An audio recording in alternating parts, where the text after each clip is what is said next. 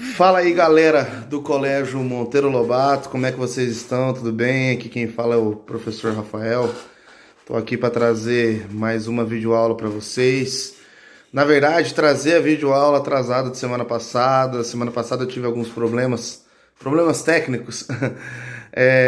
Não consegui fazer meu notebook pegar, meu celular não estava dando certo também. Perdi a minha conta do YouTube, vou ter que dar um jeito de recuperar a conta. Essa conta aí é provisória.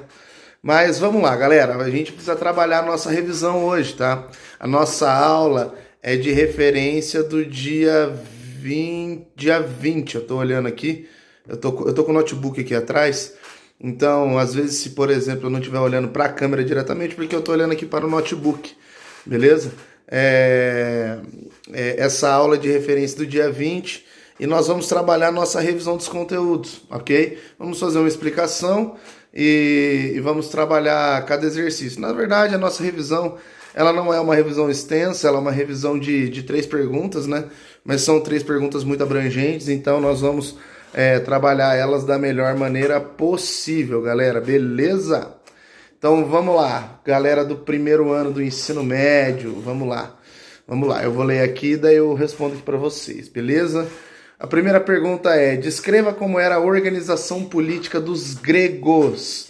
E eu mandei no material de vocês, eu mandei no gabarito a seguinte resposta, porque eu preparei a resposta para vocês também. No período clássico, os gregos procuravam cultivar a beleza e a virtude, desenvolvendo as artes da música, pintura, arquitetura e escultura. Com isso, eles acreditavam que os cidadãos seriam capazes de contribuir para o bem comum. Estava lançada, assim, a democracia, pessoal. Então, quando nós vamos falar de política para os gregos, nós estamos falando de democracia, galera. Nós estamos falando do ato da democracia. Como é que funciona essa democracia, né? A história de democracia para os gregos, principalmente para os atenienses, ela tem uma história muito importante, tá? Apenas lembrando que quando nós falamos de cidades-estado, nós sempre tendemos a comparar a cidade-estado de Atenas com a cidade-estado de Esparta, beleza? Beleza? Então, no caso aqui, nós estamos fazendo uma política, estamos fazendo uma pergunta abrangente, né? Organização política dos gregos, né? Se você quisesse colocar tanto a organização política dos espartanos quanto a dos atenienses, ok, sem problema nenhum, eu vou estar explicando aqui para vocês as básicas diferenças. Mas a princípio, né, a priori, a gente tinha que dar uma focada na política ateniense, porque é essa que nos interessa, ok? Então, nós vamos observar que os atenienses, eles pensavam muito no bem comum, galera. Eles pensavam muito em como as pessoas elas vão poder conviver em conjunto, né? Essa era uma questão muito importante para eles, né? A convivência do bem em comum, ok? E quando nós vamos falar da história política ateniense, nós temos todo um caminho que nós devemos seguir, né? Como, por exemplo, se vocês pegarem lá no caderno de atividade de vocês, na página 4, nós vamos ter o caminho da democracia ateniense. Eu estou com ele aberto aqui, né? Nós vamos ter lá, democracia ateniense, poder aristocrático, reformas políticas, poder democrático. Pessoal, a história de democracia de Atenas é uma história que parte de um poder aristocrático em vista do bem comum. Através de reformas políticas, eles acabam atingindo a democracia, tá? É claro, pessoal, quando nós vamos falar de democracia ateniense, nós não estamos falando da mesma democracia dos nossos dias de hoje, ok? A nossa democracia, ela é um tanto quanto diferente. Apesar de pegar as heranças de democracia ateniense, né, nós temos algumas heranças, né, algumas bases em comum, digamos assim, mas nós vamos observar que a democracia ateniense ela é um pouco diferente. Por exemplo, na democracia ateniense era-se tolerado o escravismo, né? O escravismo ele era uma prática muito comum dentro da política ateniense. E o mais interessante de tudo é que quando nós vamos falar de democracia ateniense, é sempre bom a gente ressaltar que naquilo que eles propunham de democracia, eles conseguiam fazer e fazer muito bem.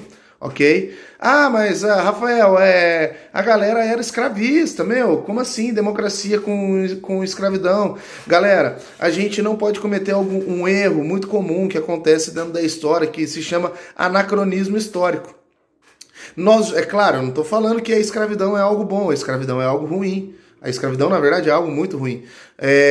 Mas nós temos que olhar, quando nós vamos interpretar e analisar o período e a época, nós temos que colocar os óculos do período e os óculos da época, ok?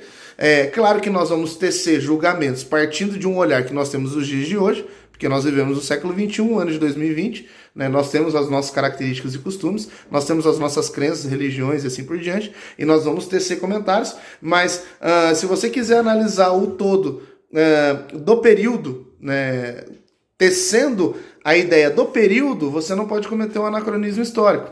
Então, quando nós olhamos para a democracia ateniense, nós vamos observar que a democracia ateniense, naquilo que ela se propunha, ela conseguia fazer e fazer muito bem. Em termos de organização de grupos de sociedade, quando eles formaram, por exemplo, os agrupamentos democráticos, digamos assim, né, compostos aí por todas as classes, né, nós vamos observar então que eles conseguiam fazer isso muito bem. Tá? Assim, trazendo um pouquinho do contexto histórico das reformas políticas, nós vamos ter lá o Drácon, né, do ano 621 a.C. O que ele vai fazer? O que o Drácon vai fazer? Ele institui uma reforma constitucional rígida. Tanto é que nós vamos conhecer, nós vamos observar que quando nós falamos de Drácon, nós estamos falando de leis draconianas. O que são leis draconianas? São leis muito rígidas, leis muito, muito rigorosas, né? Nós vamos ter essa questão aí. Beleza? Ele manteve o poder concentrado na mão dos privilegiados, ok? Ele manteve o poder concentrado na mão dos privilegiados, certo? Após Drácon, pessoal, nós vamos ter um outro governante também, chamado Solon, que vai governar a partir do ano 594 a.C., né? O que Solon ele vai fazer de importante para a história da democracia ateniense? Ele aboliu as leis draconianas, as leis rígidas, né? E isso vai ajudar a descentralizar o poder na mão dos privilegiados, perfeito? Porque poder nas mãos de privilegiados não é sinônimo de democracia, certo? Ele decretou o fim da escravidão. E um detalhe, um detalhe importante. Esse decreto de lei de fim de escravidão não era retroativo, ok? Então, era válido a partir do decreto do fim da escravidão para frente. Quem era escravo continuava a ser escravo. Dali para frente não se podia mais ter a prática escravocrata, o que era muito comum, porque a prática escravocrata aqui, ela era por dominação por causa de guerras, por causa de conflitos, o que é algo muito comum dentro da história, se você for observar, as dominações de povos através de guerras e conflitos e lutas territoriais, o fazer escravo através dessa prática é algo comum, não estou falando que é aceitável, prestem sempre muito bem atenção. O professor de vocês não é um professor escravocrata, é algo comum que se acontecia no período, mas não quer dizer que é tolerável ou que é algo bom, certo? E nós vamos ter também um outro modelo de você fazer escravos, que é por dívidas, né? Acontecia que o camarada ele não conseguia pagar a sua dívida e ele acabava se tornando um escravo por causa de dívidas, perfeito? Então nós estamos falando desse modelo de escravidão, que é um modelo de escravidão diferente daquele aplicado no século XV pelos portugueses, onde eles compravam pessoas escravizadas, já escravizadas na costa africana, né? Onde rolava muito essa questão do comércio escravocrata, que nós vamos ver que é um pouquinho diferente aí, tá? Nós vamos ter também, permitiu a participação política de cidadãos desfavorecidos, ok? Classes médias até classes baixas. Criou um sistema monetário e ele padronizou um sistema de pesos e medidas, ok? Então ele vai trazer uma série de reformas aí para Atenas que vai acabar melhorando e jogando Atenas a uma evolução muito boa, certo? Após Solon, nós vamos ter um chamado Clístenes. O Clístenes governa do ano 508, a partir do ano 508, né? Então nós vamos ver que Solon aí fica no poder durante muito tempo. Clístenes, por sua vez, então, ele consolidou o regime democrático, que é o que nós chamamos de demos, que é governo do povo, né? Ele divide Atenas em vários demos, é o que a gente chama de demos, não é demônio, é demos, beleza? Ele divide, então, o povo em agrupamentos, né? Onde cada agrupamento desse tinha elementos das sociedades atenienses, ok? E isso é o que fazia a democracia acontecer, porque nós vamos ver que tanto classe alta, quanto classe média, quanto classe baixa, digamos assim, dentro do sistema ateniense, eles se misturavam, né? A ideia era misturar as classes, né? Por isso que a democracia ateniense, naquilo que se propunha, dava certo. Garantiu a participação política dos cidadãos. E após o governo de Clístenes, nós vamos ter o Péricles. Sob seu governo, a democracia ateniense atingiu seu apogeu, ou seja, atingiu seu ápice, atingiu o seu melhor sistema, né? Segundo o que diz a história, né, o século V a.C. ficou conhecido como o século de Péricles, aonde nós vamos observar que Atenas mais desenvolveu em termos humanos, digamos assim, em termos de polis, coisas do tipo, certo? Possibilitou grandes realizações como reformas urbanas, desenvolvimento das artes e ciências, ok? Falando rapidamente sobre Esparta, né, nós vamos ver que o modelo político espartano era um modelo diárquico, né? Não é uma monarquia, é uma diarquia, governo de 2 reis, né? Então, enquanto um rei ia para a guerra, o outro ficava em Esparta para proteger a cidade. Era algo bem interessante, porque se um rei dissesse não, a resposta era não. A questão era sempre entrar em um consenso, ok? Eu não vou abordar com mais detalhes, porque a ideia é que vocês falassem aí, então, da democracia ateniense, certo? Exercício número 2. Explique como era a base econômica grega nesse sentido. Explique como era a base econômica grega nesse período, perdão. A economia grega, então, ela se baseava em produtos artesanais, na agricultura e no comércio, certo? Os gregos faziam produtos em couro, metal e tecidos. Estes davam muito trabalho, pois todas as etapas de produção, desde a fiação até o tingimento, eram demoradas. Os cultivos estavam dedicados às vinhas, oliveiras e trigos. A isto somava-se, então, a criação de animais de pequeno porte. Apenas lembrando, pessoal, que você pega o aspecto geográfico da Grécia em si, o aspecto geográfico da Grécia em si ele é muito acidentado. Só que quando nós olhamos para Atenas e Esparta, nós vamos ver que tanto Atenas quanto Esparta se desenvolvem em lugares onde tem planície, né? Atenas se desenvolve na planície da Ática e os espartanos eles se desenvolvem na planície da Lacônia, né? Daí que vem o termo laconismo, né? Os espartanos eles são lacônios, né? É um termo originário desse lugar, certo? O comércio ocorria entre as cidades gregas nas margens do Mediterrâneo e afetava toda a sociedade grega.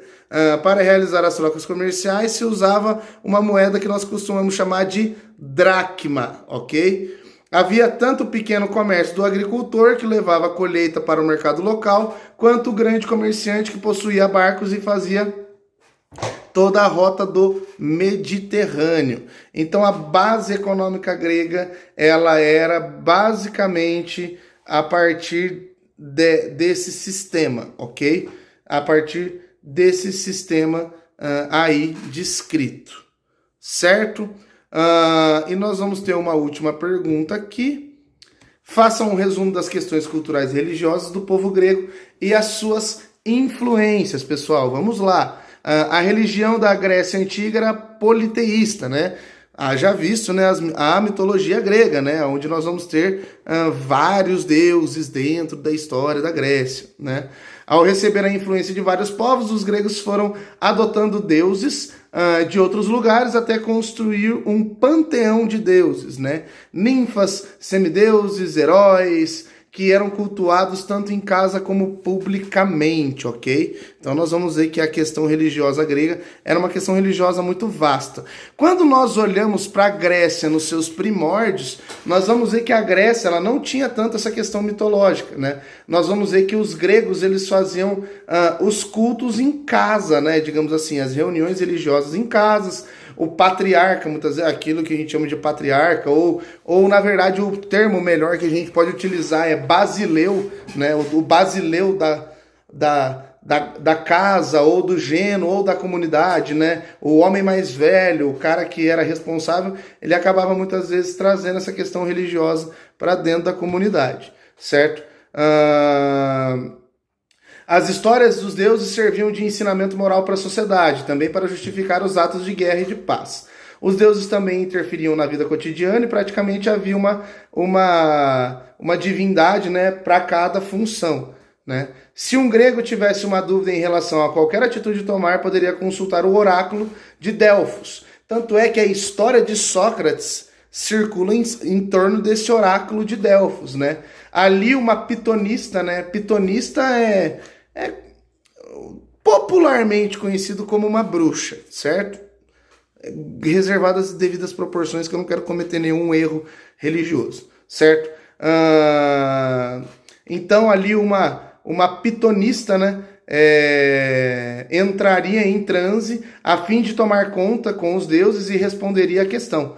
Como essa era dada de forma enigmática, né, um sacerdote se encarregaria de interpretá-la ao cliente. Por exemplo, que nem na história de Sócrates é muito legal, porque quando Sócrates ele chega lá no oráculo de Delfos, ele chega e fala assim, ó, ele quer saber, ó, eu quero saber quem é o cara mais inteligente do mundo, eu quero saber quem é o cara que tem a verdade do mundo. Daí o oráculo fala assim, mano, é você que tem, né? E daí o Sócrates ele lança a famosa, fatídica frase, né? Como assim pode ser eu? Eu só sei que nada sei, né? Então ele traz essa questão aí toda, né? A cultura grega está intimamente ligada à religião, pois a literatura, a música e o teatro contavam com feitos dos heróis e as suas relações com os deuses que viviam no Olimpo, certo? As peças teatrais eram muito populares e em todas as cidades tinham o seu espaço cênico, chamado orquestra, né? Onde eram encenadas as tragédias e comédias. A música era importante para alegrar os banquetes civis e acompanhar os atos religiosos. Os principais instrumentos eram a flauta, tambores, harpas e assim por diante, certo? Essas últimas eram utilizadas para ajudar os poetas a recitarem as suas obras. Igualmente, os esportes faziam parte do cotidiano grego, por isso que para celebrar a aliança entre as diferentes polis organizavam-se competições em tempos de paz. Um exemplo de competição em tempo de paz que é muito conhecido é o que nós chamamos de Jogos Olímpicos, ok? Pessoal, foi um prazer enorme estar na presença de vocês, trazendo essas resoluções dessa revisão, ok? Vamos continuar estudando, pessoal, o Covid-19 está aí, não existe previsão de retorno, então você precisa se esforçar mais do que o normal, mais do que você faz, você precisa se esforçar, né? Porque esse mundo um dia vai precisar de você e você tem que ser uma pessoa que vai contribuir nessa sociedade, ok? Pessoal, um forte abraço, muito obrigado e eu agradeço a atenção de vocês.